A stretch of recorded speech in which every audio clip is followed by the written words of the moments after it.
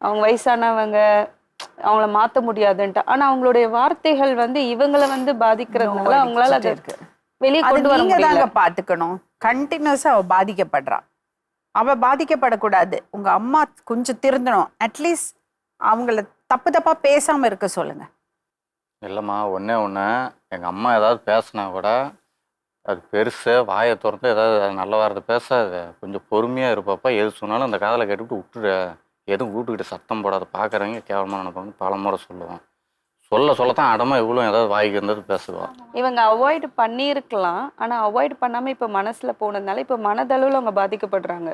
இது அவங்கள டெலியூஷனல் தாட்டுக்கு கொண்டு போகுது. யாரும் ஏதாவது பண்ணிடுவாங்க. எப்பவுமே ஒரு பயமாவே இருக்கு. நம்மள யாரோ ஏதோ பண்ணிடுவாங்க. நம்மளுக்கு ஆபத்து இருக்கு. நம்மளுக்கு ப்ரொடெக்ஷன் வேணும். என் குழந்தைக்கு வந்து ஒரு பாதுகாப்பு வேணுன்ற மாதிரி எல்லாருமே இப்போ டவுட்டா பார்க்க ஆரம்பிச்சுட்டாங்க. ஸோ அவங்க அம்மா இனிமேட்டு இதை ஸ்டாப் பண்ணணும். ஏன்னா இவங்கள பாதிக்காத வரைக்கும் ஓகே.